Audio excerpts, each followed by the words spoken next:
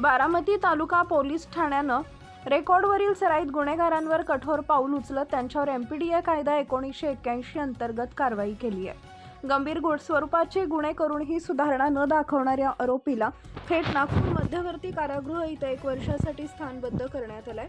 Police सूत्रांकडून मिळालेल्या माहितीनुसार तांदुळवाडी तालुका बारामती येथील सुरेंद्र रवींद्र काजळे याच्या विरुद्ध पुणे ग्रामीण तसेच बारामती परिसरातील विविध पोलीस ठाण्यात गंभीर स्वरूपाचे गुन्हे दाखल आहेत. दरोडा, दुखापत, गंभीर दुखापत, विनयभंग व फसवणूक अशा प्रकारच्या गुन्ह्यांमध्ये त्याचा सहभाग असल्याचं निष्पन्न झालंय. गुन्हेगारी प्रवृत्ती कायम ठेवत पुन्हा नव्यानं गुन्हे करण्याचा क्रम सुरूच असल्यानं त्याच्या विरुद्ध महाराष्ट्र झोपडपट्टी दादा, औषधी द्रव्य विषयक गुन्हेगार, हातभट्टीवाले, धोकादायक व्यक्ती यांच्या विघातक कृत्यास आळा घालण्याबाबत अधिनियम 1981 एमपीडीए अंतर्गत प्रस्ताव सादर करण्यात आला.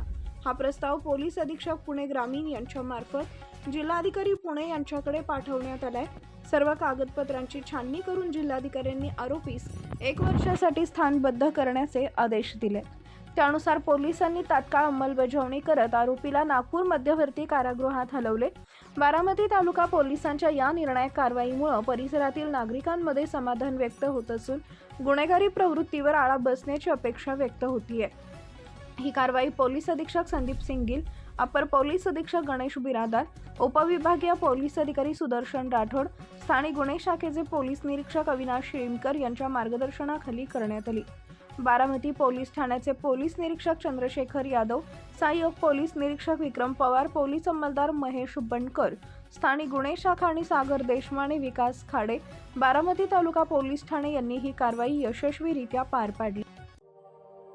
अशाच नवनवीन बातम्या पाहण्यासाठी बारामती वार्तापत्र चॅनलला लाईक करा, शेअर करा, सबस्क्राईब करा आणि बेल आयकॉन प्रेस करा.